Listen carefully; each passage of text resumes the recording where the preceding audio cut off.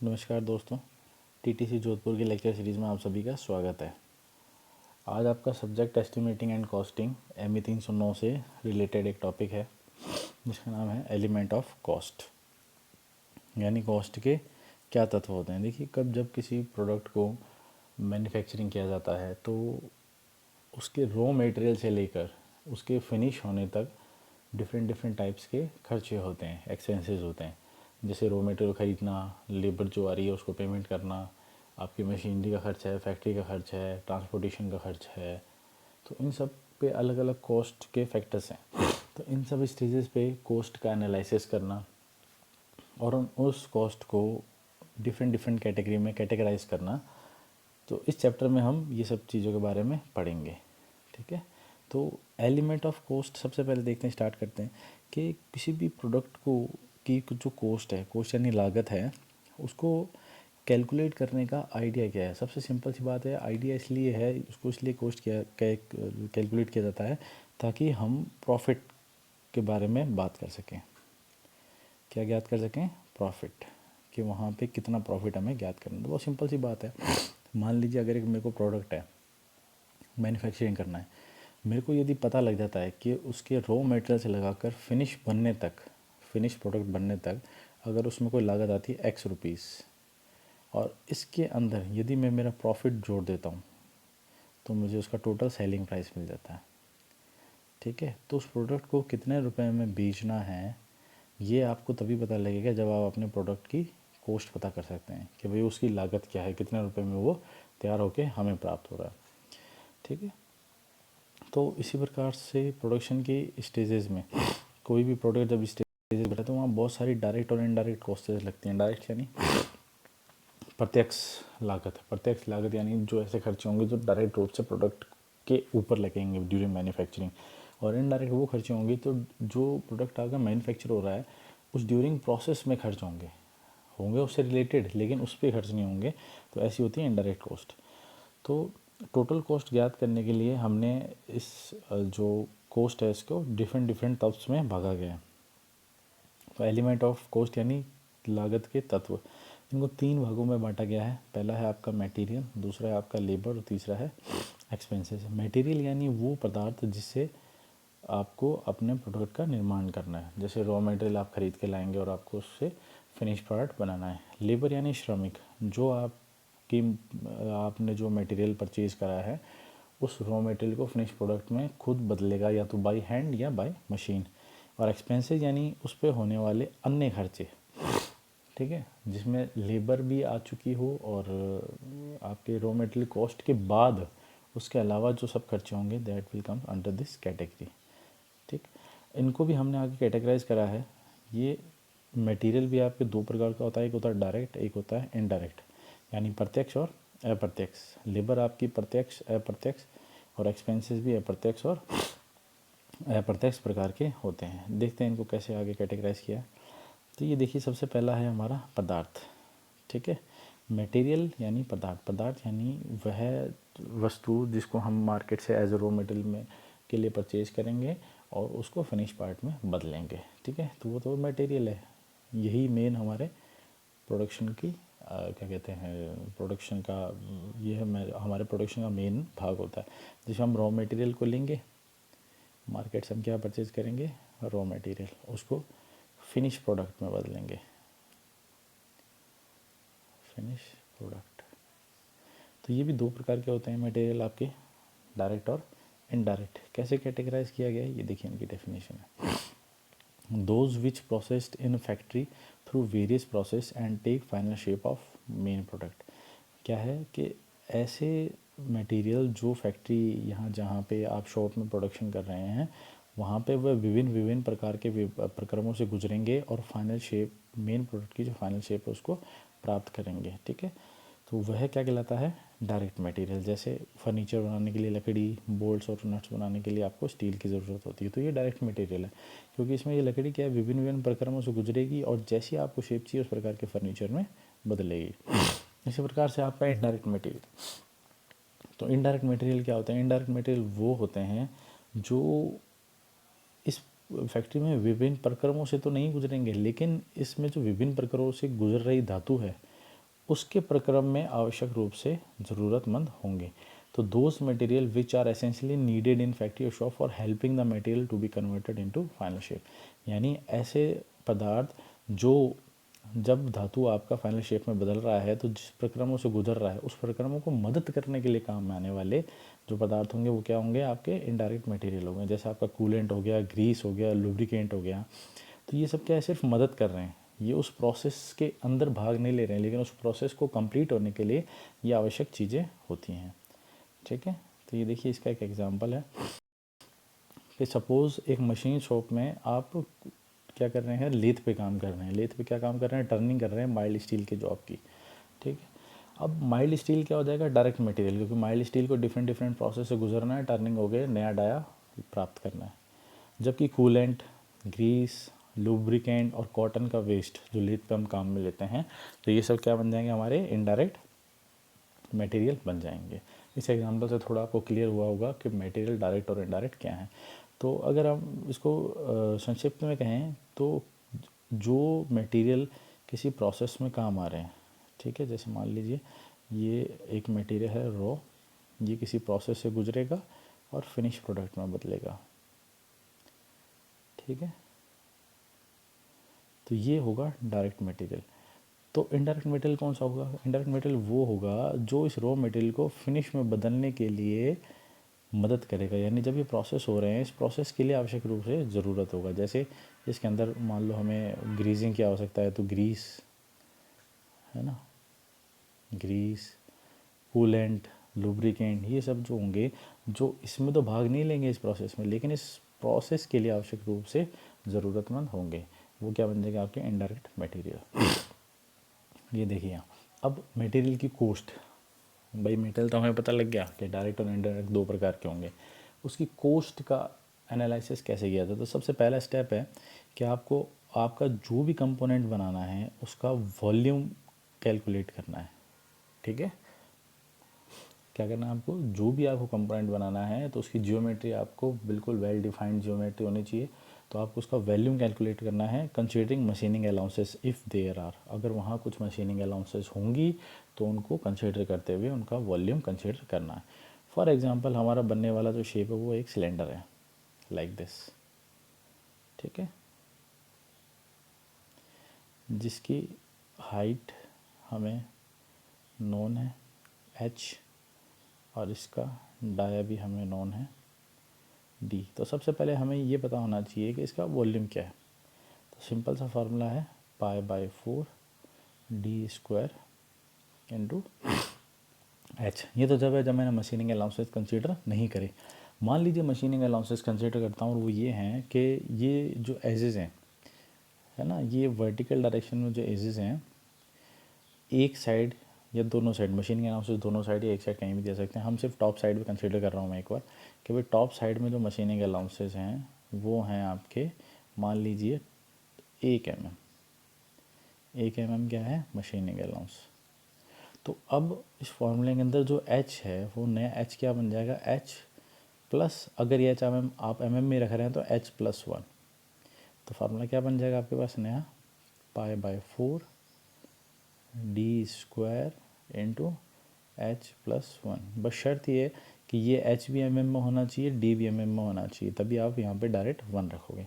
अगर आप यहाँ d और h मीटर में रखते हैं तो इसको कन्वर्ट कर लीजिएगा, 1/1000। सेंटीमीटर में रखेंगे तो इसको 1/100। तो इस प्रकार से आप इसको कन्वर्ट कर सकते हैं, जो भी डायमेंशन आपकी होगी।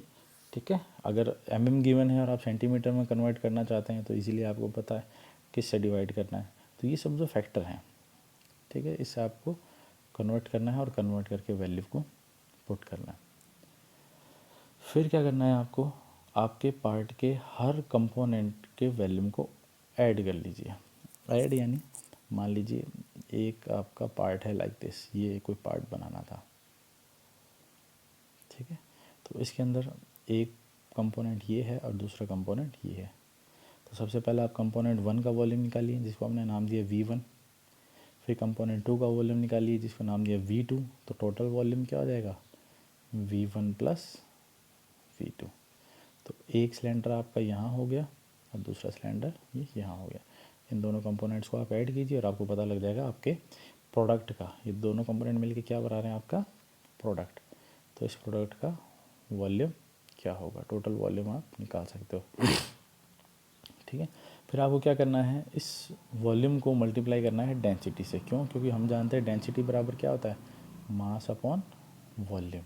ठीक है, तो हमें चाहिए ऑलवेज वेट बेसिस, कंसीडरिंग हम वेट बेसिस कैलकुलेशंस करते हैं, हम हमेशा इसमें इंटरेस्टेड रहते हैं, क्योंकि हमें जब भी आप मार्केट एनालिसिस करोगे तो आपको जो मेटल्स हैं वो पर केजी हिसाब से रेट मिलती है। फॉर एग्जांपल ₹60 पर केजी अगर आपको आयरन मिलती है, तो आपको पता होना चाहिए ना आप कितना आयरन कंज्यूम करने वाले हैं। तो सबसे पहले आप वॉल्यूम निकालिए, वॉल्यूम को उसके आयरन के डेंसिटी से मल्टीप्लाई कीजिए, तो आपको पता लग जाएगा कि आपको कितना वेट यूज़ में आने वाला है। उस वेट के हिसाब से आप अपने रेट को मल्टीप्लाई करके पता कर सकते हैं कि अभी कॉस्ट ऑफ मटेरियल क्या है। ठीक है, तो आपको क्या करना है, सिंपल सा बात है कि जो आपको जो भी वेट मिला उस वेट को मल्टीप्लाई करना है कॉस्ट पर यूनिट वेट से। क्योंकि देखिए कॉस्ट पर यूनिट वेट को अगर आप वेट ऑफ ऑब्जेक्ट से मल्टीप्लाई करते हैं, वेट ऑफ ऑब्जेक्ट, तो ये वेट से वेट तो कैंसिल आउट हो जाएगा, बचेगा क्या, कॉस्ट। ठीक है, तो इस तरीके से हम मटेरियल की कॉस्ट को एनालिसिस कर सकते हैं। आगे आपका लेबर, जिस प्रकार से हमने मटेरियल को पढ़ा उसी प्रकार से लेबर है। लेबर आप जानते हैं श्रमिक, जो हमारे जो रॉ मटेरियल है उसको फिनिश पार्ट में कंप्लीट करेगा, that is known as a labour, श्रमिक। तो श्रमिक यानी लेबर दो प्रकार के हो गए, एक आपका डायरेक्ट और एक आपका इनडायरेक्ट। क्या है इसकी डेफिनेशन देखते हैं।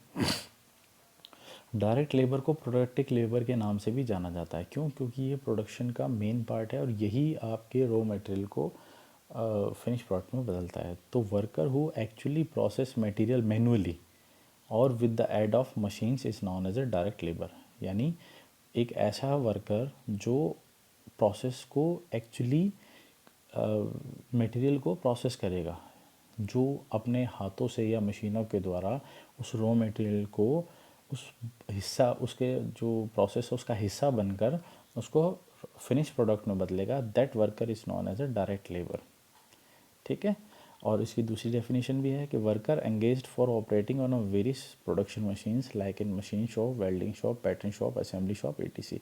एक ऐसा वर्कर जो इन सभी शॉप्स में इन मशीन पर डायरेक्टली एंगेज्ड हो रहा है ऑपरेशन प्रक्रिया में, यानी प्रत्यक्ष रूप से उसका हिस्सा बन रहा है, तो वो है आपकी डायरेक्ट लेबर। इनडायरेक्ट लेबर क्या है? The worker who helps the direct labour in performing their duties. एक ऐसे वर्कर जो इनकी मदद कर रहे हैं। जैसे आपके इनडायरेक्ट मटेरियल क्या था, खुद तो पार्टिसिपेट नहीं कर रहे लेकिन उस प्रोसेस के लिए नीडेड है, वैसे ही ये इनडायरेक्ट लेबर प्रोसेस का पार्ट तो नहीं है लेकिन इनके बिना प्रोसेस कंप्लीट नहीं होगा। तो ये क्या कर रहे हैं, इस डायरेक्ट लेबर को मदद कर रहे हैं बस, किस लिए, ताकि ये इस प्रोसेस को कंप्लीट कर सकें। तो लेबर का कैटेगराइजेशन भी दो तरीके का हो गया। एग्जांपल देखते हैं। सपोज़ कीजिए कि मशीन शॉप में लेथ पे वर्किंग कर, तब लेथ पे वर्क करना है हमारे को, लेथ मशीन पर, वहाँ पे हमें क्या करना है, माइल्ड स्टील के जॉब पे टर्निंग करनी है। तो जो वो वर्कर जो टर्निंग कर रहा है लेथ मशीन पे खड़ा होकर, that is known as a direct labour. लेकिन इसके अलावा वर्कशॉप में बहुत से लोग हैं, जैसे फोरमैन है, सुपरवाइज़र है, मटेरियल इंस्पेक्टर है, ये अपने हाथ से थोड़ा ना मटेरियल को टर्न कर रहे हैं, लेकिन ये उसके लिए ज़रूरी हैं। और helper who bring the MS road, यानी हेल्पर जो एमएस रोड टर्न करने के लिए इसको ला के देगा और जो फिनिश प्रोडक्ट है उसको ले जाकर दोबारा स्टोर में रखेगा। तो ये सब क्या है, ये इनडायरेक्ट लेबर हैं। क्योंकि फॉरमैन भी अपने हाथ से टर्निंग नहीं कर रहा, सुपरवाइज़र भी नहीं कर रहा, सुपरवाइज़र खाली सुपरविजन का काम कर रहा है, डेली कितना प्रोडक्शन हो रहा है, काम हो रहा है नहीं हो रहा। मटेरियल इंस्पेक्टर ये देख रहा है कि कितना मटेरियल दिया जा रहा है, कितना मटेरियल रखा जा रहा है। और ये है हेल्पर। हेल्पर क्या करेगा, स्टोर गया, स्टोर से एमएस स्टोर से उठा के लाया और जब फिनिश प्रोडक्ट होगी वो लेबर से लेगा और वापस स्टोर में जमा कराएगा। तो ये इनडायरेक्ट लेबर्स हैं, उसका पार्ट तो नहीं है लेकिन प्रोसेस का हिस्सा नहीं है, लेकिन उस प्रोसेस को कंप्लीट होने के लिए जो डायरेक्ट लेबर है उसकी मदद करते हैं, वो सब क्या कहलाती है, इनडायरेक्ट लेबर। अब लेबर कॉस्ट कैलकुलेट का जो प्रोसीजर है वो देखिए। जब कोई भी आदमी अगर लेबर कॉस्ट कैलकुलेट करना चाहता है तो उनको इन फैक्टर्स का पता होना बहुत ज़रूरी है। क्या? All operation which are carried out for manufacturing of a product. हर ऑपरेशन के बारे में जानकारी होनी चाहिए जो एक प्रोडक्ट के मैन्युफैक्चरिंग के लिए ज़रूरत है। ठीक है, मान लीजिए लेथ में मेरे को टर्निंग करनी है, उसे पता ही नहीं कि भाई टर्निंग होता क्या है, तो वो किस तरीके से ये ज्ञात कर सकता है कि टर्निंग में कितना समय लगेगा। भाई लेबर को पेमेंट करना है तो हमें ये पता होना चाहिए ना लेबर कितना टाइम लगाएगा उसको। अगर आप as a supervisor labour cost analysis कर रहे हैं तो आपको अगर यदि पता ही नहीं होगा कि इस ऑपरेशन में कितना टाइम कंज्यूम होने वाला है तो आप कभी भी लेबर कॉस्ट को एनालिसिस नहीं कर सकते एफिशिएंटली। दूसरा, tool machine use for production, उसकी भी अच्छे से नॉलेज होनी चाहिए कौन कौन सा टूल यूज़ करने वाला है और कौन सी मशीन इस प्रॉपर प्रोडक्शन प्रोसेस के लिए यूज़ की जानी है। लेकिन शर्त यह है कि इन दोनों के लिए जब कंसिडर करते हुए वो टाइम निकालेगा किसी प्रोडक्ट को प्रोसेस करने का, तो उस टाइम के अंदर कुछ अलाउंसेस को काउंट करना बहुत ज़रूरी है। वो वेरियस अलाउंसेस कौन कौन से हैं देखते हैं। ये देखिए, ये हैं वो वेरियस अलाउंसेस। पहला है पर्सनल अलाउंसेस। वर्कर की भी कुछ ना कुछ एफिशिएंसी होती है, ठीक है, तो उसको भी कुछ टाइम दिया जाता है ताकि मान लीजिए अगर वो 10 मिनट हम मानते हैं कि एक प्रोडक्ट को टर्न करने में 10 मिनट लगने वाले हैं, तो हम कुछ टाइम इसके अंदर ऐड कर देंगे एज ए पर्सनल। दूसरा है फटिग अलाउंस। फटिग यानी काम करते करते उसको भी फटिग होगा, यानी उसको भी रेस्ट का नीडेड है। तो हो सकता है वो एक जॉब से दूसरे जॉब के बीच में या एक ऑपरेशन के सीक्वेंस से दूसरे ऑपरेशन के सीक्वेंस में 1 मिनट या 2 मिनट का रेस्ट ले सकता है, तो वो फटिग अलाउंस भी इसके अंदर ऐड कर दिया जाएगा। Tool changing and grinding allowances, है ना, कोई एक पार्ट पे ऐसा ऑपरेशन है, सीक्वेंस ऑफ ऑपरेशन है जिसमें हमें टूल चेंज करने की आवश्यकता है। क्या मान लीजिए कि टूल काम करते करते डैमेज हो गया, तो टूल चेंज करने में हमारे को टाइम मिलेगा। यदि टूल की एजेस घिस गई हैं तो उसको दोबारा से रीग्राइंड करेगा तो उसके लिए भी उसको कुछ समय लगेगा। तो ये भी अलाउंसेस हमें दिमाग में रखने चाहिए, या उसको जो टाइम कैलकुलेट कर रहा है पर्टिकुलर इस पोर्शन के लिए। Measurement of checking allowance. Measurement checking allowance मतलब अब जो प्रोडक्ट बना है उसको लेबर चेक भी तो करेगा।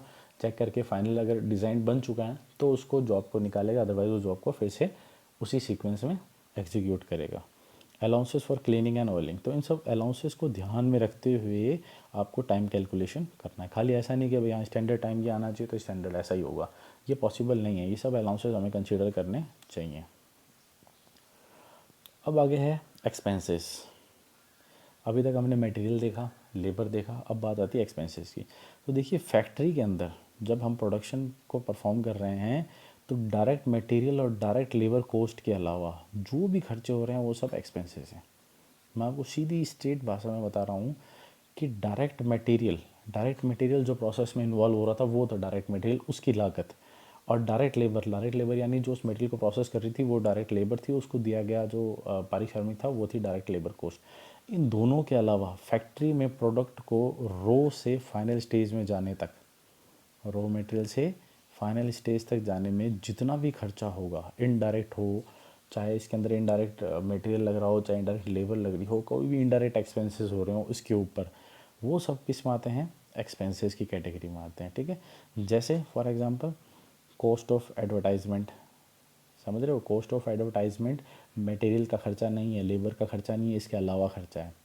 बिल्डिंग का किराया जहाँ हम हमारा प्रोडक्शन प्लांट चला रहे हैं, depreciation charges of plant and factory building, machinery, आपके मशीनरी पे भी डेप्रिसिएशन हो रहा है, आपके प्लांट पे, आपकी फैक्ट्री बिल्डिंग पे। Cost of packaging, cost of transportation, ये जितने भी खर्चे हैं ये सब क्या है, इसमें एक्सपेंसेस के अंडर आते हैं। तो एक्सपेंसेस भी देखे जाएँ तो ये दो प्रकार के होते हैं, एक होता है डायरेक्ट और एक होता है इनडायरेक्ट। तो डायरेक्ट एक्सपेंसेस वो होते हैं जो डायरेक्टली पर्टिकुलर जॉब के साथ जुड़े होते हैं, उससे संबंधित ही उस पर खर्च होते हैं। फॉर एग्जांपल ये देखिए कि मान लीजिए मैं ड्रिल मशीन पे एक ड्रिल करना चाहता हूँ, ठीक है, तो जो और ड्रिल को मूवमेंट के लिए मेरे को एक स्पेशल टाइप का जिग डिज़ाइन करना है जो सिर्फ इसी ऑपरेशन के लिए, तो वहाँ पे मेरे को सिर्फ उस पर्टिकुलर ऑपरेशन के लिए चाहिए तो सही, मेरे को प्रोसेस कंप्लीट करना है और वो उस प्रोसेस का पार्ट भी बनेगा, इसीलिए डायरेक्ट है। ठीक है, वो उस प्रोसेस का पार्ट भी बनेगा लेकिन सिर्फ उसी प्रोसेस तक वैलिड है वो, तो ये स्पेशल इसी के लिए खर्चा हो रहा है। तो इसलिए क्या है, cost of special jig and fixture direct expenses हो गया। मतलब उस प्रोडक्ट से जुड़ा हुआ ऐसा खर्चा जो मटेरियल, यानी खुद मटेरियल जब मैं ख़रीद के लाया था उसकी कॉस्ट और लेबर कॉस्ट के अलावा उस प्रोजेक्ट में डायरेक्ट जो भी खर्चे होंगे वो सब किस पे हैं, इसमें डायरेक्ट एक्सपेंसेस में आएंगे। Like cost of special pattern यदि कोई बनाना हो, कोई एक्सपेरिमेंटल वर्क परफॉर्म करना हो किसी जॉब से रिलेटेड, ये सब डायरेक्ट में आएगा। तो इनडायरेक्ट क्या है, इनडायरेक्ट एक्सपेंसेस वो होते हैं कि प्रोडक्ट को प्रोड्यूस करने के लिए ऑर्गेनाइजेशन द्वारा किए जाते हैं और इनको क्या आसानी से डिटेक्ट नहीं किया जा सकता। जैसे पावर एक्सपेंसेस फॉर प्रोडक्शन, किसी भी प्रोडक्शंस यूनिट को जब रन किया जाएगा तो मशीनरी आपके पावर कंज्यूम करेगी, तो वो पावर एक्सपेंसेस आपके इनडायरेक्ट एक्सपेंसेस में आते हैं। इनको अप्रत्यक्ष खर्चे बोले जाते हैं। जैसे आपका इंश्योरेंस हो गया बिल्डिंग का या मशीनरी का, ये सब क्या है आपके इनडायरेक्ट एक्सपेंसेस हैं। क्लियर है? तो ये आपका 3 कैटेगराइज हो गई कि material direct indirect, labour direct indirect और आपका एक्सपेंसेस डायरेक्ट इनडायरेक्ट। फिर आता है ओवरहेड। तो देखिए definition, it refers to all indirect material, indirect labour and indirect expenses. अभी तक हमने 3 चीज़ें पढ़ी, लेबर, मटेरियल और एक्सपेंसेस। उन तीनों में से जब मैं इनडायरेक्ट वाले हिस्से को जोड़ दूंगा, वो सब क्या है, ओवरहेड है। मतलब वो जो सिस्टम है वो सब किसके अंदर आएंगे, ओवरहेड के अंदर आएंगे। तो ओवरहेड्स को 4 कैटेगरी में बांटा गया है। क्या? ओवरहेड सारे इनडायरेक्ट हैं, चाहे इनडायरेक्ट मटेरियल हो, चाहे इनडायरेक्ट लेबर हो, चाहे आपका इनडायरेक्ट एक्सपेंसेस हो, वो सब ओवरहेड्स हैं। तो ओवरहेड्स को 4 पार्ट में कैटेगराइज किया है। पहला है आपका फैक्ट्री ओवरहेड, यानी फैक्ट्री में जब प्रोडक्ट आपका रॉ से फिनिश प्रोडक्ट की तरफ बढ़ रहा है तो ड्यूरिंग प्रोसेस फैक्ट्री में जितना भी इनडायरेक्ट टाइप का खर्चा हो रहा है वो सब फैक्ट्री ओवरहेड में आएगा। सेकंड आपका एडमिनिस्ट्रेटिव ओवरहेड। एडमिनिस्ट्रेटिव ओवरहेड वो है कि ड्यूरिंग प्रोसेस जब आपका रॉ से फिनिश मटेरियल हो रहा है तो उस ड्यूरेशन में फैक्ट्री में तो जो खर्चे वो फैक्ट्री ओवरहेड में आ गए, उसके अलावा इनडायरेक्ट खर्चे जैसे आपकी ऑफिसर्स की सैलरी, ठीक है, आपके कोई एडमिनिस्ट्रेटर ऑफिस अगर आपने बना रखा है तो उस ऑफिस का लाइट का खर्चा, उस ऑफिस का रेंट, तो और उस ऑफिस में काम करने वाले वर्कर्स की सैलरी, तो ये सब चीज़ें जो आएंगी किसमें आएंगी, एडमिनिस्ट्रेटर ओवरहेड में आएंगी। वहाँ अगर आपने कोई कंप्यूटर इंस्टॉल कर रखा है, कोई फ़ोन इंस्टॉल कर रखा है, उन सब के बिल्स। और उसके बाद आपका सेलिंग ओवरहेड। सेलिंग यानी अब फैक्ट्री में तो प्रोडक्ट बन चुका है, ये ऑफिसर्स का खर्चा हो गया। सेलिंग ओवरहेड यानी अब इस प्रोडक्ट को जो सेल करेगा वो डिपार्टमेंट, उसके खर्चे। तो सेल्समैन का खर्चा हो गया, सेलिंग कमेटी का खर्चा हो गया, उनको अगर कोई ट्रांसपोर्टेशन देना उनका खर्चा हो गया, कोई टी8 देना है, ट्रैवलिंग अलाउंस देना है, वो खर्चे हो गए। ठीक है, उसके बाद है डिस्ट्रीब्यूशन ओवरहेड। ठीक है, तो डिस्ट्रीब्यूशन ओवरहेड के अंदर कोई पैकेजिंग का खर्चा है, कोई ट्रांसपोर्टेशन का खर्चा है, तो ये सब इसके अंदर काउंट किए जाते हैं। देखिए इनको पढ़ते हैं। तो सबसे पहला है आपका फैक्ट्री ओवरहेड। तो फैक्ट्री ओवरहेड को प्रोडक्शन ओवरहेड और वर्क्स ओवरहेड के नाम से भी जाना जाता है। ये इंपॉर्टेंट है क्योंकि जब भी न्यूमेरिकल्स आते हैं इसके ऊपर तो जनरली इन नाम से भी इनको पूछ लिया जाता है, तो आपको पता होना चाहिए इसको और किस किस नाम से जानते हैं। तो फैक्ट्री ओवरहेड को प्रोडक्शन ओवरहेड और वर्क्स ओवरहेड के नाम से भी जाना जाता है। इसके अंदर वो खर्चे आते हैं जो एक्चुअल ऑपरेशन पे खर्च हो रहे हों। एक्चुअल ऑपरेशन यानी जब मटेरियल आपका रॉ से फिनिश पार्ट में बदल रहा है तो उस टाइम पे जो खर्चे हो रहे हैं, लेकिन खर्चे कैसे, इनडायरेक्ट, याद रखना, वो सब खर्चे आएंगे। तो जब आप इस पर बदल रहे हैं तो 2 ही खर्चे हैं, इनडायरेक्ट मटेरियल और इनडायरेक्ट लेबर। तो आप एज इट इज़ इसको याद ही कर लीजिए कि फैक्ट्री ओवरहेड क्या है, कुछ भी नहीं है, indirect material plus indirect labour, इन दोनों का जो सम होता है वो क्या है आपका फैक्ट्री ओवरहेड। भाई फैक्ट्री में यही खर्चे हैं, अगर इसके साथ कोई इनडायरेक्ट एक्सपेंसेस दिए हैं तो आप इसमें ऐड कर देंगे, अदरवाइज़ कुछ ऐड नहीं करेंगे। तो बस इन दोनों का ऐड आपको क्या बताएगा कि फैक्ट्री के अंदर क्या अदर ओवरहेड्स यानी क्या अदर इनडायरेक्ट एक्सपेंसेस हो रहे हैं। उसके बाद आपका एडमिनिस्ट्रेटिव। एडमिनिस्ट्रेटिव हमेशा यानी ऑफिस एडमिनिस्ट्रेटर्स, उन पे जो होने वाला खर्चा है। तो इसमें क्या है, ऐसा खर्चा जो जनरल एडमिनिस्ट्रेशन हो, ऑर्गेनाइजेशन जो भी है उसके जनरल एडमिनिस्ट्रेशन पे खर्चा हो, यानी कोई सैलरी ऑफ एडमिनिस्ट्रेटिव स्टाफ है, कोई पोस्ट का खर्चा है, फैक्स का खर्चा है, telephone, computer, stationery, office building अगर आपने बनवाई है अलग से सेपरेट तो उसका डेप्रिसिएशन, ऑफिस के अंदर कुछ इक्विपमेंट्स यूज़ हो रहे हैं लाइक कंप्यूटर्स यूज़ कर रहे हैं आप, फोटोस्टेट मशीन यूज़ कर रहे हैं, उन सब का भी डेप्रिसिएशन हो रहा है। तो ये सब क्या आपके ऑफिस एक्सपेंसेस हैं। इसको ऑफिस एक्सपेंसेस के नाम से भी जाना जाता है या एडमिनिस्ट्रेटिव ओवरहेड के नाम से भी जाना जाता है। अगला है आपका सेलिंग ओवरहेड। सेलिंग ओवरहेड यानी सेल डिपार्टमेंट। तो इसमें वो खर्चे आएंगे जो सैलरी ऑफ पर्सनस वर्किंग है ना सेल डिपार्टमेंट, जैसे सेल डिपार्टमेंट में जो आदमी काम कर रहा है उसकी सैलरी पर होने वाला खर्चा, एडवर्टाइजमेंट पर होने वाला खर्चा, एजेंसी को एक्सपेंसेस, किसी एजेंसीज को हमने अगर कॉन्ट्रैक्ट दिया हमारे सामान बेचने का तो उस पर आने वाला खर्चा। चौथा है आपका डिस्ट्रीब्यूशन ओवरहेड। डिस्ट्रीब्यूशन यानी जो आप माल सप्लाई करेगा। तो अब इसमें जो वो खर्चा हुआ जो आपका, मान लीजिए डिस्ट्रीब्यूशन चैनल के अंदर क्या क्या आएगा, तो आपका गोदाम, जब आप फिनिश प्रोडक्ट बना लेंगे तो आपके स्टोर के अंदर आप चीज़ें रखेंगे। तो holding expenditure made on a holding finish goods, मान लीजिए आपने गोदाम अलग से लिया अपने प्लांट के अलावा, तो उसका किराया, गोदाम का रेंट तो देना ही पड़ेगा ना। या आपने अगर उसको परचेज़ करके भी रखा है तो उस पर कैपिटल इन्वेस्ट किया है, तो ये expenditure made on a holding finish good. Dispatching them to customer, customer तक भेजने के लिए जो होने वाला खर्चा, packaging cost, salary of delivery man, loading on unloading cost. तो ये चारों हैं, ये चारों क्या हैं आपके ओवरहेड्स। दिमाग में बैठा लीजिए, ओवरहेड 4 प्रकार के हैं। पहला है फैक्ट्री, फैक्ट्री में प्रोडक्ट से रिलेटेड एक्चुअली प्रोडक्ट जो कॉस्ट प्रोडक्शन हो रहा है उससे रिलेटेड जितने भी इनडायरेक्ट हैं, यानी indirect material, indirect labour, indirect expenses, वो सब फैक्ट्री ओवरहेड है। एडमिनिस्ट्रेटर के अंदर आप सीधा दिमाग में रखिए ऑफिस। ऑफिस के अंदर आपको दिमाग में आते क्या आता है, अंदर आदमी बैठा, उनकी सैलरी होगी, कोई भी इलेक्ट्रिकल इक्विपमेंट यूज़ हो रहे हैं, कोई मशीनें यूज़ हो रही हैं, उनका डेप्रिसिएशन, बिल्डिंग का डेप्रिसिएशन। एडमिनिस्ट्रेटर के बाद आपका सेलिंग, सेलिंग डिपार्टमेंट सीधा आपके दिमाग में आ जाएगा सेल्स डिपार्टमेंट। सेल्स डिपार्टमेंट जितने बंदे हैं उनकी सैलरियाँ देना, ठीक है। और एडवर्टाइजमेंट का कोई खर्चा है तो वो ये सब टेल डिपार्टमेंट देखता है। डिस्ट्रीब्यूशन यानी कस्टमर तक पहुंचना है आप, तो आपको फिनिश गुड के लिए गोदाम चाहिए, कस्टमर को पैकेजिंग भी बढ़िया से बढ़िया देनी है, तो उस सबसे रिलेटेड जो खर्चे होंगे वो आप क्या आएंगे डिस्ट्रीब्यूशन ओवर हेड में। अब आगे चलते हैं अगले टॉपिक में, आपके कंपोनेंट ऑफ कॉस्ट। कॉस्ट के कंपोनेंट, इस कॉस्ट को हमने 4 भागों में बांटा है जो भी हमने अभी तक एनालिसिस करी। भाई एक प्रोडक्ट की टोटल कॉस्ट हम किस तरीके से कैलकुलेट करें, तो ये स्टेजेस है एक्चुअली। सबसे पहले प्राइम कॉस्ट, फिर फैक्ट्री कॉस्ट, फिर ऑफिस कॉस्ट और फिर टोटल कॉस्ट। तो सबसे पहले आपको किसी भी कंपोनेंट की प्राइम कॉस्ट कैलकुलेट करनी है। प्राइम कॉस्ट कुछ भी नहीं होती, डायरेक्ट लेबर, डायरेक्ट मटेरियल और डायरेक्ट एक्सपेंसेस होती है। उन सबको जब ऐड करोगे तब आपको मिलता है प्राइम कॉस्ट। फिर इस प्राइम कॉस्ट के अंदर जब आप फैक्ट्री के ओवरहेड्स, यानी फैक्ट्री के अंदर कितने अभी जो ओवरहेड्स हमने पढ़े उसको ऐड करोगे तब आपको मिलेगी फैक्ट्री कॉस्ट।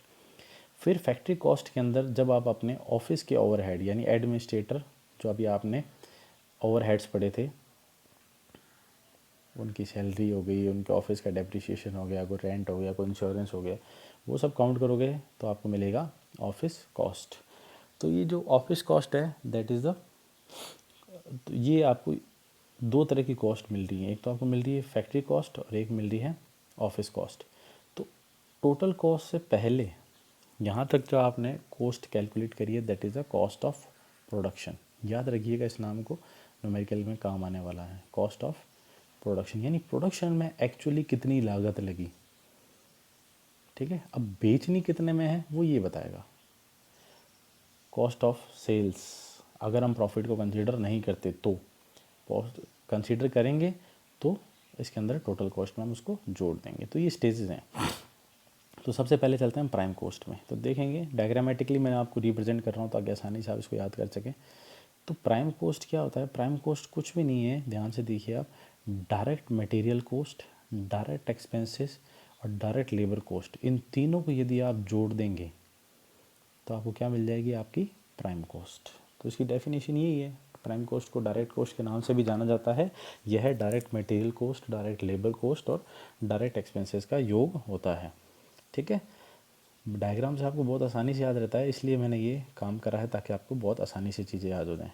प्राइम कॉस्ट अभी अपन ने ऊपर देखा था कंपोनेंट ऑफ कॉस्ट में, सबसे पहला था प्राइम कॉस्ट, फिर था आपका फैक्ट्री कॉस्ट। फैक्ट्री कॉस्ट को वर्क कॉस्ट भी जाना जाता है, यानी अब फैक्ट्री के अंदर जो उसको प्रोसेस हुआ है वहाँ तक मेरे को कितना खर्चा लग चुका है। तो देखेंगे तो क्या है प्राइम कॉस्ट, यानी आपने आपने रॉ मटेरियल ख़रीदा उसके पैसे दिए, जो लेबर उसको फिनिश प्रोडक्ट बनानी थी उसके पैसे लगे, कुछ डायरेक्ट एक्सपेंसेस हुए वो लग गया, है ना। तो ये सब आपने जोड़ के आपने ये बना लिया प्राइम कॉस्ट।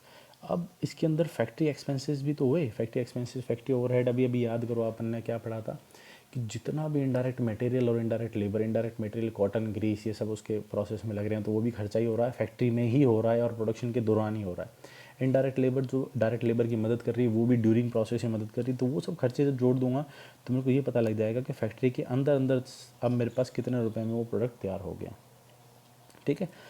अब आता है एडमिनिस्ट्रेटर। एडमिनिस्ट्रेटर यानी ऑफिस, जो ये सब प्लानिंग करता है, उसको भी तो सैलरी देनी है। तो वो जब मैं खर्चे इस फैक्ट्री कॉस्ट के अंदर जोड़ दूंगा तब मेरे को ये कॉस्ट मिलती है, that is known as a manufacturing cost of production. यानी मेरे प्रोडक्शन में ये एक्चुअली लागत है मेरी, ठीक है, क्योंकि ये भी मस्ट है, देनी ही पड़ेगी आपको, ठीक है, ये एक्सपेंसेस हो गए होंगे। तो ये कॉस्ट बहुत इंपॉर्टेंट कॉस्ट है, this is known as a cost of production, ये नाम आपको याद रखना है, कॉस्ट ऑफ प्रोडक्शन, ठीक है। तो इसको क्या बोलते हैं, ऑफिस कॉस्ट या कॉस्ट ऑफ प्रोडक्शन। अब इस कॉस्ट ऑफ प्रोडक्शंस के अंदर, जिसको अपन ऑफिस कॉस्ट बोलते हैं, यदि मैं डिस्ट्रीब्यूशन और सेलिंग का खर्चा भी जोड़ दूँ, डिस्ट्रीब्यूशन यानी उसमें अब भाई हाँ ऊपर तक तो जब हमने ऑफिस कॉस्ट तक देखा तब तक क्या था, रॉ मटेरियल फिनिश में बना था, उसकी मैंने कोई पैकिंग नहीं करी थी, कोई स्ट्रेटेजी नहीं है, तो वो तो था आपका ऑफिस कॉस्ट, जिसके अंदर आपने ऑफिस स्टाफ की सैलरी भी जोड़ ली थी। अब मेरे को डिस्ट्रीब्यूशन करना है, सेल्स है, तो यानी सेल्स का जो बंदे होंगे, टीम होगी, उनको सैलरी देना, आपको एडवर्टीजमेंट करना मेरे प्रोडक्ट की, वो इसके अंदर आ जाएगा। और इसमें डिस्ट्रीब्यूशन में क्या है, पैकेजिंग कॉस्ट है, ट्रांसपोर्टेशन कॉस्ट है, डिलीवर करना है तो डिलीवरी मैन को पैसे देने हैं, तो ये भी दोनों जब ऐड होंगे किसमें, इसमें, तब आपको जो कॉस्ट मिलेगी that is the total cost, ठीक है। तो ये आप देखिए, ये डायग्राम से आपको बहुत अच्छे से समझ आएगा। Direct labour, direct material, direct expenses, तीनों को जोड़ा तब आपको क्या मिलेगा, प्राइम कॉस्ट। प्राइम कॉस्ट के अंदर फैक्ट्री एक्सपेंसेस जोड़े तब आपको क्या मिलेगा, फैक्ट्री कॉस्ट, ठीक है, फैक्ट्री तक जो लागत है। फैक्ट्री के अंदर अगर आप एडमिनिस्ट्रेटिंग कॉस्ट और जोड़ देते हैं तो आपको क्या मिल जाएगी, ऑफिस कॉस्ट। और ऑफिस कॉस्ट के अंदर यदि आप डिस्ट्रीब्यूशन और सेलिंग प्राइस को और जोड़ देंगे तब आपको मिल जाएगा टोटल कॉस्ट। यानी टोटल कॉस्ट का फॉर्मूला क्या बन गया, ये देखिए यहाँ लिखा हुआ है, total cost is equal to office cost, selling cost, office cost तक तो आपके पास ये चार्ट दिख रहा है, selling cost plus distribution expenses. तो ये डायग्रामेटिकली रिप्रेजेंटेशन है, इससे आपको आसानी से याद रहेगा, ये डायग्राम दिमाग में बहुत जल्दी पिक्चर बनाते हैं। तो इसके बाद हमारा टॉपिक आता है सेलिंग प्राइस। भाई टोटल कॉस्ट में पता लग गई कि मेरे को मेरी ये लागत है, तो अब इसको कितने में बेचूँ ये पता करना है। If the profit is added to the total cost that is known as the selling price. तो फार्मूला क्या बनेगा हमारे पास, सेलिंग प्राइस, सेलिंग प्राइस मेरे को निकालना है तो कैसे निकालेंगे, टोटल कॉस्ट प्लस उसके अंदर जो भी डिज़ायरेबल प्रॉफिट है that is to be added, ये ऐड कर दीजिए, आपको क्या पता लग जाएगा, सेलिंग कॉस्ट। ये एक डायग्रामेटिकली रिप्रेजेंटेशन है, आपको पता लगेगा, देखिए कैसे, direct material, direct labour, direct expenses, तीनों को जोड़ा तो आपको क्या मिला, प्राइम कॉस्ट, ठीक है। प्राइम के अंदर अगर आपने फैक्ट्री एक्सपेंसेस जोड़े तो आपको क्या मिला, फैक्ट्री कॉस्ट। फैक्ट्री के अंदर जब आपने ऑफिस यानी एडमिनिस्ट्रेटिव एक्सपेंसेस जोड़ दिए तब आपको मिला ऑफिस कॉस्ट, जिसे कॉस्ट ऑफ प्रोडक्शन भी कहते हैं, याद रखना है इसको, this is known as a cost of production, very important, numerical में इसी नाम से पूछी जाएगी। अब जब ऑफिस के अंदर आप सेलिंग और डिस्ट्रीब्यूशन और जोड़ दोगे at that time you will get total cost, जिसको सेलिंग कॉस्ट भी बोला जाता है। और इसके अंदर यदि आप अपना प्रॉफिट जोड़ देते हैं तो आपको मिलता है सेलिंग प्राइस। तो ये क्रोनोलॉजिकल ऑर्डर है, इसको दिमाग में अच्छे से बैठा लीजिए, काम आने वाली ये चीज़ें। इसके बाद हमारा टॉपिक है ओवरहेड। जैसे अभी मैंने पढ़ा, ओवरहेड क्या है, इनडायरेक्ट मटेरियल, इनडायरेक्ट लेबर और इनडायरेक्ट एक्सपेंसेस, ये आपका सारा क्या है, ओवरहेड है, खर्चे, ऊपर के खर्चे हैं जिनको, है ना। तो the operating cost of a business enterprises which can't be charge directly to a particular unit of output. इसकी दूसरी डेफिनेशन ही क्या कह रहा है कि किसी भी बिजनेस एंटरप्राइजेज में ऐसी कॉस्ट जो डायरेक्टली किसी भी यूनिट पे चार्ज नहीं की जा सकती। तो ओवरहेड क्या है, डायरेक्टली चार्ज कॉस्ट नहीं है, ये इनडायरेक्ट कोर्सेज हैं, ठीक है, जितनी भी कॉस्ट हैं। और आप सीधी सीधी सी बात दिमाग में बस यही रखिए कि इनडायरेक्ट कॉस्ट कौन कौन सी यूज़ करनी है आपको, मटेरियल, लेबर और एक्सपेंसेस। तो overhead is of two types, number one is fix, number two is variable. नाम से पता चल रहा होगा, फिक्स ओवरहेड यानी इसको रेट ऑफ प्रोडक्शन से कोई लेना देना नहीं है, कितने नंबर ऑफ आइटम या कितने नंबर ऑफ यूनिट आप प्रोड्यूस कर रहे हो, कोई लेना देना नहीं, ये तो फिक्स है, जितने रुपए लगने थे लग गए, क्लियर है। लाइक रेंट ऑफ बिल्डिंग, ठीक है, बिल्डिंग का रेंट है, अब उस रेंट बिल्डिंग के अंदर आप मशीनरी से दिन के 10 यूनिट बनाओ, चाहे 1000 यूनिट बनाओ, चाहे 10,000 यूनिट बनाओ, रेंट तो लगना ही लगना है। ये आपका वेरिएबल ओवरहेड है। वेरिएबल यानी जिसको नंबर ऑफ़ यूनिट से मतलब है, ये उस पर वेरी करता है प्रोपोर्शनल वे में। फॉर एग्ज़ाम्पल अगर आपकी मशीन 2 घंटे चलेगी तो आपकी नंबर ऑफ़ यूनिट्स कम, बिजली का जो एक्सपेंसेस है वो कम आएगा, और 4 घंटे चलेगी ज़्यादा आएगा, 6 घंटे उससे ज़्यादा, 8 घंटे उससे ज़्यादा। तो ये आपके आते हैं वेरिएबल ओवर हेड्स में। याद क्या रखना है, ये रखना है कि ओवर हेड सारे इनडायरेक्ट मैटर्स हैं, डायरेक्ट इसमें इन्वॉल्व नहीं करना है आपको। दिमाग में बस क्लियर रखो कि ओवरहेड मतलब इनडायरेक्ट। ठीक है, तो सबसे पहले पढ़ते हैं फिक्स ओवरहेड। तो वो इनडायरेक्ट एक्सपेंसेस यानी वो इनडायरेक्ट खर्चे जो रिमेंट्स, जो क्या रहते हैं, कांस्टेंट रहते हैं, what ever may the volume of production. मतलब आपको प्रोडक्शन वॉल्यूम कुछ भी हो, ये क्या रहने वाले हैं, नियत रहने वाले हैं। जैसे फॉर एग्जांपल ये देखिए, salary of officers, supervisor charge, salary of engineer, supervisor, officers, generally calculated in term of expenses पर मशीन आवर। चाहे अब आपका वॉल्यूम ऑफ प्रोडक्शन आप 10 यूनिट बनाइए, चाहे 10,000 यूनिट बनाइए, अगर आपने एक इंजीनियर को 50,000 पर मंथ पे हायर कर रखा है तो आपको वो सैलरी उसको पेड करनी ही करनी है। ठीक है, उसके बाद आपका डेप्रिसिएशन है। अगर आप कोई मशीनरी को यूज़ कर रहे हैं चाहे नहीं कर रहे हैं, depreciation will be always calculated. For example आपके पास बहुत सिंपल सा एग्जांपल है, कार, नई नई कार आप ख़रीद के लाए, आपने 1 मंथ तक उसको यूज़ ही नहीं करा, ठीक है, और उसको घर खड़े रहने दिया, तो इसका मतलब ये थोड़ा ना उस पर डेप्रिसिएशन नहीं होगा। डेप्रिसिएशन ऑलवेज कंटिन्यूस, डेप्रिसिएशन अपने आप वहाँ लगता रहता है। तो डेप्रिसिएशन क्या है, डिमिनिशिंग इन वैल्यू, यानी वैल्यू में कमी due to age, wear and tear. ठीक है, जैसे जैसे वो चीज़ पुरानी होती जाएगी और उसमें वियर टीयर होता चला जाएगा, उसकी क्या होगी, वहाँ पे डेप्रिसिएशन ऑलवेज काउंट होगा। इंटरेस्ट ऑन कैपिटल इन्वेस्टेड, ठीक है, rent of building, insurance, postage, telephone, ये सब खर्चे हैं। टेलीफोन का बिल आना है तो आना है, चाहे आप नंबर ऑफ़ यूनिट्स 10 बना रहे हैं, चाहे 50 बना रहे हैं, चाहे 100 बना रहे हैं, ये तो मंथली फिक्स चीज़ें हैं, तो इनका होने वाला है। तो ये जो फिक्स ओवरहेड हैं, अगर मैं इनका ग्राफ बनाने की कोशिश करूँ तो मैं यहाँ लगा देता हूँ नंबर ऑफ़ यूनिट्स और यहाँ पे ओवरहेड, ठीक है, या यूँ कहूँ कि इनडायरेक्ट एक्सपेंस है। तो फिक्स ओवरहेड का ग्राफ कैसा आएगा, लाइक अ हॉरिजॉन्टल लाइन, यानी जब नंबर ऑफ़ यूनिट्स बढ़ भी रहे हैं इस दिशा में तो फिक्स कॉस्ट की वैल्यू क्या है, समान, यानी इसके मान में कोई परिवर्तन नहीं हो रहा। अब आता है वेरिएबल ओवरहेड्स। वेरिएबल ओवरहेड्स में वो इनडायरेक्ट खर्चे होते हैं जो वॉल्यूम ऑफ प्रोडक्शन के साथ वेरी करते हैं, यानी नंबर ऑफ़ यूनिट्स बढ़ती जाएंगी तो ये बढ़ते जाएंगे, नंबर ऑफ़ यूनिट्स कम होंगे तो ये भी घट जाएंगी। कैसे, power of fuel consumption, power यानी charges paid to consume power like electricity and fuel, ठीक है। रिपेयर एंड मेंटेनेंस का खर्चा है, अगर आपकी मशीनरी ज़्यादा यूज़ हो रही है वो आपको ज़्यादा रिपेयर और मेंटेनेंस मांगेगी। Consumable store item like stationery, lighting charges for store, ये सब जो एक्सपेंसेस है वो वॉल्यूम ऑफ प्रोडक्शन पे है। अगर वॉल्यूम ऑफ प्रोडक्शन के अंदर अगर आपका टाइम लग रहा है 4 आवर्स का, 4 घंटे का, तो लाइटिंग चार्जेस जो आपको लगेंगे वो 4 घंटे के हिसाब से लगेंगे। अगर आपने प्रोडक्शन आवर्स बढ़ा दिए, 8 घंटे कर दिए, तो आपके लाइटिंग चार्जेस भी ऑब्वियस सी बात है बढ़ जाएंगे।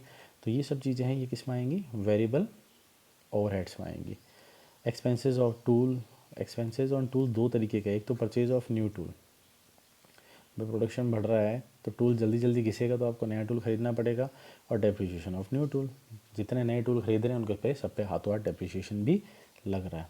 तो ये क्या है, वेरिएबल। तो अगर मैं इसका भी ग्राफ बनाऊं तो यहाँ पे आप क्या लिखेंगे, नीचे नंबर ऑफ़ यूनिट और यहाँ पे इनडायरेक्ट एक्सपेंस। इनडायरेक्ट एक्सपेंस कौन सा, वेरिएबल वाला। तो वेरिएबल क्या कैसा रिलेशन निभाता है इसके साथ, प्रोपोर्शनल वे में, ठीक है, यानी जब नंबर ऑफ़ यूनिट ज़ीरो है तब एक्सपेंस भी ज़ीरो है, जैसे जैसे नंबर ऑफ़ यूनिट बढ़ते चले जाएंगे एक्सपेंस बढ़ता चला जाएगा, like this. Number of unit की डायरेक्शन ये है और एक्सपेंस की डायरेक्शन बढ़ने की ये है, तो ये प्रोपोर्शनल वे में बढ़ता चला जाएगा, ठीक है। अब है आपका next important topic, allocation of cost, यानी ओवरहेड एक्सपेंसेस। अब ओवरहेड एक्सपेंसेस तो हमें समझ में आ गया कि जितने भी इनडायरेक्ट खर्चे थे ना, चाहे आपका इनडायरेक्ट लेबर है, चाहे इनडायरेक्ट मटेरियल है, चाहे आपका इनडायरेक्ट एक्सपेंसेस है, वो ओवरहेड एक्सपेंस है। अब उनका एलोकेशन कैसे किया जाए, भाई प्रोडक्ट की भी तो कॉस्ट निकालनी है, प्रोडक्ट की कॉस्ट पे किस तरीके से एलोकेट किया जाए, कि मैं इसको बांट दूं कि अगर इतनी देर में इसको यूज़ कर रहा हूँ या इतने प्रोडक्ट बना रहा हूँ तो इतने रुपए एक्स्ट्रा आप जोड़ के चलो, तो ये होता है एलोकेशन। तो देखिए इसमें क्या है, after estimating total on cost, next step is to allocate of this cost over the production. यानी अब आपने टोटल कॉस्ट निकाल लिया, अब इस कॉस्ट को आपको एलोकेट करना है आपके प्रोडक्शन पे। किस तरीके से एलोकेट करेंगे ताकि आप वो एक्चुअल कॉस्ट निकाल सकें जिसमें प्रॉफिट करके आप प्रॉफिट ऐड करके सेल कर सकें। तो इसकी कुछ विधियाँ हैं, ये देखिए। पहली विधि है आपकी, पहला मेथड है परसेंटेज ऑन प्राइम कॉस्ट, यानी प्राइम कॉस्ट का एक निश्चित रेशो फिक्स कर दिया जाएगा, उसके आधार पे आप उसको ऐड करेंगे। Percentage of direct labour cost, यानी इस ओवरहेड को आप फिक्स कर देंगे कि जैसे मान लीजिए एक प्रोडक्ट की प्राइम कॉस्ट आ रही है आपकी 100 रुपये, तो आप मिक्स कर दिया क्या कि 20% ऑलवेज जोड़ के चलो। तो आप क्या कह दोगे, 100 रुपये का 20% यानी 20 रुपये आप इसमें और जोड़ लो। तो वो आपका क्या है, एलोकेशन कर दिया आपने, उसी प्रोडक्ट के 20 रुपये और जोड़ लो, वो ओवरहेड है। इसी तरीके से डायरेक्ट लेबर कॉस्ट जो होगी उसका कुछ निश्चित परसेंटेज, डायरेक्ट मटेरियल का man hour rate, man hour यानी आदमी कितने घंटे काम कर रहा है, तो आप उसका पर आवर का रेट फिक्स कर दीजिए, उसको उसके घंटे के साथ से मल्टीप्लाई करिए और उसको पेमेंट करिए। मशीन आवर रेट यानी मशीन कितने आवर्स पर ऑपरेट हो रही है, उसको आप उस विधि से भी आपके प्रोडक्ट में जोड़ सकते हैं। फिर है combination of man our and machine our, क्योंकि ये दोनों इंडिविजुअल मेथड कुछ कुछ विशेषताएं रखते हैं और कुछ कमियां रखते हैं। तो कहीं कुछ फैक्ट्री के लेआउट्स ऐसे हैं जो इन दोनों को फॉलो करते हैं, तो उनमें वहाँ कॉम्बिनेशन लगा दिया जाएगा। और लास्ट आपका यूनिट रेट मेथड। तो देखते हैं इन मेथड्स में किस तरीके से किया जाता है। सबसे पहला है percentage on prime cost. Prime cost आपको याद दिला दूँ क्या होती है prime cost, direct material cost plus direct labour cost plus direct expenses, इन सब को जब आप जोड़ दोगे तो आपको क्या मिलती है, प्राइम कॉस्ट। ठीक है, ये कहाँ सूटेबल है, जहाँ पे लेबर और मटेरियल दोनों का रोल इक्वल हो, यानी दोनों जिस फैक्ट्री के लेआउट में इंपॉर्टेंट हो वहाँ ये सूटेबल है। तो कैसे निकाली जाती है कि जितने भी टोटल ओवरहेड्स हैं, टोटल ओवरहेड्स यानी आपके factory overhead, administrative overhead, distribution overhead, selling overhead, इन सब के ओवरहेड को आप ऊपर रखिए और प्राइम कॉस्ट से भाग दे के 100 से मल्टीप्लाई कर दीजिए, तो आपको एक परसेंटेज मिल जाएगा। तो आप उस परसेंटेज को फिक्स कर दीजिए। तो सूटेबल कब कब है, जब एक टाइप का प्रोडक्ट मैन्युफैक्चरिंग किया जा रहा हो किसी इंडस्ट्री में, तब ये मेथड आप यूज़ कर सकते हो। और जब डायरेक्ट लेबर और direct material cost are nearly same, ये बहुत इंपॉर्टेंट है, ये क्या होनी चाहिए, लगभग सेम होनी चाहिए, तभी इस मेथड को आप यूज़ करेंगे। ठीक है, दूसरा मेथड है आपका percentage on direct labour. Simple है, जैसे नीचे प्राइम कॉस्ट था, अब नीचे क्या कर देंगे, डायरेक्ट लेबर कॉस्ट। ये क्या है, इसमें कैसे डिपेंड करता है, इसमें क्या है कि जो कॉस्ट का एलोकेशन है ऑफ ऑन कॉस्ट कह लीजिए चाहे और क्या रेट कह लीजिए, एक ही बात है। इसका एलोकेशन किस पे डिपेंड करता है, वेजेस पे टू डायरेक्ट लेबर। लेबर को आपने कितनी वेजेस पे करे हैं, कितनी तनख्वाह पे करी है, उस पर ये डिपेंड करता है। ठीक है, और ये मेथड वहाँ यूज़ करना चाहिए जहाँ पे प्रोडक्शन को बाई हैंड ज़्यादा किया जाता हो, जहाँ पे मशीन का कम से कम यूज़ किया जाए, जहाँ पे लेबर क्या है अपने हाथों के द्वारा ज़्यादा से ज़्यादा प्रोडक्ट को रॉ मटेरियल से फिनिश प्रोडक्ट में बदले। तो कैसे निकालेंगे, total overheads upon direct labour cost multiply by 100, वहाँ से आपको एक रेशो मिलेगा, जिस रेशो से आप इसको डिस्ट्रीब्यूट कर सकते हैं। ये चीज़ें अगर आपको अभी समझ नहीं आ रही हैं तो आप थोड़ा पेशेंस रखिए, नेक्स्ट लेक्चर इसका न्यूमेरिकल से रिलेटेड लेक्चर है, तब हम इसको रिवाइज़ करके दोबारा से न्यूमेरिकल पे जब हम इनको अप्लाई करेंगे तो आपको एकदम क्लियर हो जाएंगी ये चीज़ें। Percentage on direct material cost कैसे होगा, ये किस पे डिपेंड करता है, डायरेक्ट मटेरियल कॉस्ट पे डिपेंड करता है। और कहाँ ये सूटेबल है, जब major part of the cost is material. जब किसी जगह आप कॉस्ट का एनालिसिस कर रहे हैं तो लेबर पे इतना खर्चा नहीं हो रहा, लेकिन आपको मटेरियल पे बहुत ज़्यादा खर्चा हो रहा है, जैसे माइंस में, फाउंड्रीज़ में, वहाँ ज़्यादा खर्चा होता है, तो उस जगह ये मेथड को यूज़ किया जाता है। तो ऊपर क्या है, total over cost divided by direct material cost into 100। अगला आपका है man hour rate. Man hour rate क्या है, ये मेथड आपका डायरेक्ट लेबर कॉस्ट के जैसा ही है।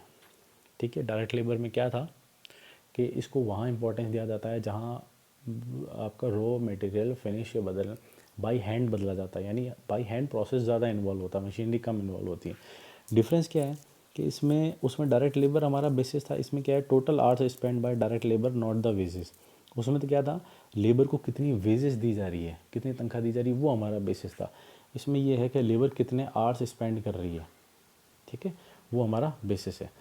तो इसको हम तब यूज़ करते हैं जब लेबर लगभग मैनुअली एफर्ट यूज़ करती है ना, वहाँ यूज़ करना है, जैसे आपका फिटिंग शॉप, असेंबली शॉप, ठीक है। और and where labour employed is of different categories and is paid at a different rates.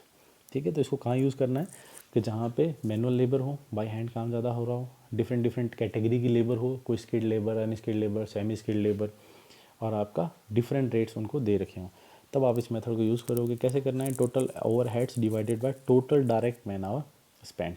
तो यहाँ से आपको मिल जाएगा। तो man hour method is comparatively more accurate method than direct labour cost method. ठीक है। तो इस टॉपिक पे आपको एक न्यूमेरिकल कराया जाएगा, वहाँ से एक कंक्लूजन निकल के आपके सामने आएगा, इंपॉर्टेंट है। इसके बाद मशीन आर, जैसे मेन आर है वैसे मशीन आर है। करना क्या है, मशीन आर रेट कैसे निकाला जाएगा, टोटल ओवरहेड को आपको टोटल प्रोडक्टिव मशीन आर, ये बहुत इंपॉर्टेंट है। मशीन तो मान लीजिए 10 घंटे भी चली, उससे फ़र्क नहीं पड़ता, प्रोडक्टिव मैनर में कितनी चली। 10 घंटे में ऑपरेट होने में, ऑपरेशन में अगर उसने 8 घंटे का ही प्रोडक्टिव टाइम दिया है तो हम उसको नीचे प्रोडक्टिव मशीन आर से ही डिवाइड करेंगे। ठीक है। द ओवरहेड इज डिस्ट्रीब्यूशन और group of similar machines, important है। सिमिलर मशीन्स पे ही इसको डिस्ट्रीब्यूट किया जाएगा। कैसे, power consumption is metered separately, हर अलग अलग मशीन कैटेगरी का पावर कंजप्शन अलग अलग चेक मेजर किया जाएगा। डेप्रीशिएशन चार्ज भी अलग अलग कैलकुलेट कर देंगे हर मशीनों पे।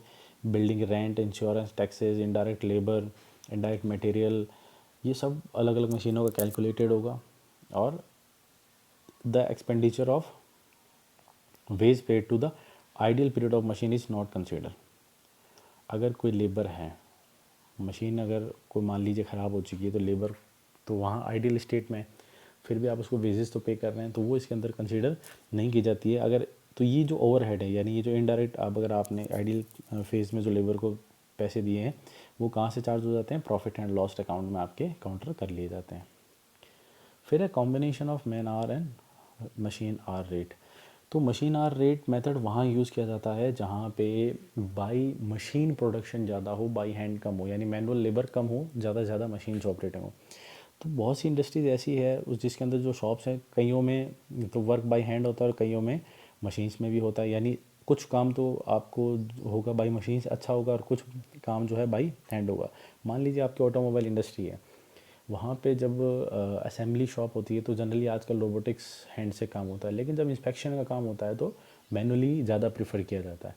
तो उस स्टेजेस में ऐसी शॉप्स हैं जहाँ पे दोनों काम हो रहे हैं, बाई हैंड भी हो रहे हैं और बाई मशीन भी हो रहे हैं। इस तरह के शॉप्स में ये दोनों मेथड्स को यूज़ किया जाता है। जब मशीनों से काम, जहाँ पे आपको रेट निकालनी है ओवरहेड की, तो आप मशीन आवर रेट को यूज़ करेंगे, और जब बाई हैंड के निकालने हैं तो आप मैन आवर रेट को अप्लाई करेंगे। फिर आपका है यूनिट रेट मेथड, इसको बोलते हैं प्रोडक्शन बेसिस मेथड। ठीक है। ऑन कॉस्ट इज एलोकेटेड, यानी ओवरहेड को किस प्रकार से एलोकेट किया जाएगा, on the basis of number of units. अब तक जो था, आदमी कितना काम कर रहा था, मशीन कितनी काम कर रही थी, या किसी भी prime cost, direct labour cost, direct expenses का हमने एक परसेंटेज फिक्स कर दिया। लेकिन इसमें क्या है, नंबर ऑफ़ यूनिट, यानी कितने पीस बनाए, कितना केजी माल है, कितने टन है, कितना लीटर है, कितना मीटर है, इस यूनिट से मतलब ये है। तो बेसिस ऑफ यूनिट पे हम, प्रोडक्शन की यूनिट पे हम उसको एलोकेशन करते हैं ओवरहेड को। ठीक है। तो मोस्टली कब यूज़ किया जाता है, जब एक प्रकार का प्रोडक्ट बन रहा हो हमारे इंडस्ट्री के अंदर। ठीक है। तो ओवरहेड पर यूनिट, यानी एक यूनिट पे कितना ओवर डिस्ट्रीब्यूशन कैसे करना है कि जो टोटल ओवरहेड है उसको number of quantity of production से डिवाइड कर दीजिए। ठीक है। मान लीजिए आपका टोटल ओवरहेड है 1500 रुपये। ठीक है। और आपके नंबर ऑफ़ यूनिट्स प्रोडक्शन है 500, तो that will come 3 rupees per unit. तो ये आपको पता लग गया कि एक यूनिट पे कितना ओवरहेड है, तो आप उससे टोटल कॉस्ट में आपको मदद मिलेगी। ठीक है। तो एक ये चार्ट है जिसके अंदर ये बताया हुआ है कि किस कैटेगरी में आते हैं। जैसे फॉर एग्जांपल अगर आप देखेंगे कि फैक्ट्री लाइटिंग है तो ये ओवरहेड किस में आएगा, फैक्ट्री के अंदर आएगा। इंश्योरेंस प्लांट का है, वाटर पावर फ्यूल कंजप्शन है, ये सब कहाँ है, ऑपरेशंस में काम आ रहे हैं और फैक्ट्री में काम आ रहे हैं, इसलिए फैक्ट्री ओवरहेड में काम आएंगे। मटेरियल ट्रांसपोर्टेशन भी कहाँ होता है, फैक्ट्री में होता है। Cost of ideal time of worker, ये भी कहाँ होगा, फैक्ट्री में होगा। ये मैं आपको कुछ एग्जांपल दिखा रहा हूँ। बैंक के चार्जेस है, लाइट ऑफिस है, टेलीफोन है, इंश्योरेंस है, printing of stationery of office, ये सब किस में आएंगे, एडमिनिस्ट्रेटिव ओवरहेड्स में।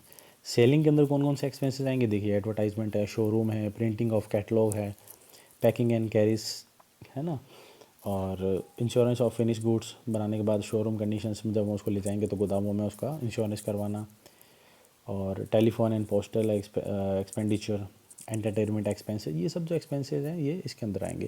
तो ये चार्ट सिर्फ इसलिए दिया गया था आपको एक अंदाज़ा हो जाए, क्योंकि न्यूमेरिकल्स में सिर्फ ये वाला पोर्शन लिखे आते हैं इस साइड वाले, हमें देखना होता है कि इसको किस ओवरहेड की कैटेगरी में रख के ऐड करना है। ठीक है। तो नेक्स्ट लेक्चर में हम इसके न्यूमेरिकल पोर्शन कवर करेंगे।